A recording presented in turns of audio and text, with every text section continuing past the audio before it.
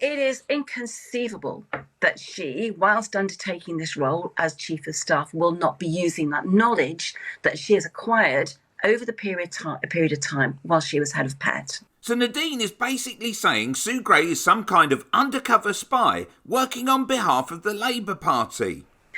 And when it comes to the report, I think it's now quite obvious, as a personal friend of Keir Starmer's, as someone who has been in discussion over who knows what period of time, and that's something we need to be found out. I'd like to see proof of this friendship. Anyway, what has Sue Gray seen? What information could she have gathered about the Conservative Party?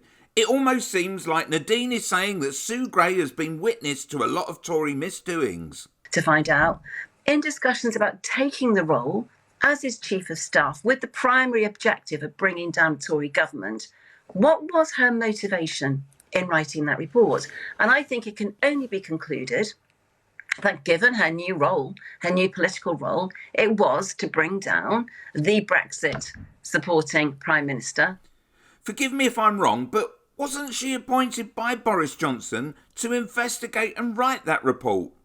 Nadine is naive to think it was finally Sue Gray's report that put the nail in the coffin and not the drip-drip effect of continual images of soirees at Downing Street, many of which had Johnson lifting a glass of wine. This totally ignores the fact that parties were held. Where's the humility? Where's the acceptance?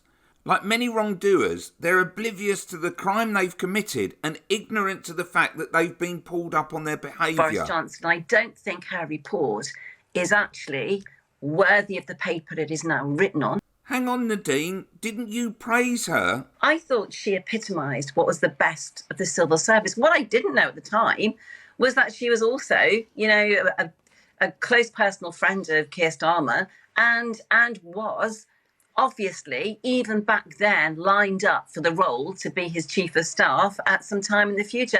Click here to see Mogg contradict himself again.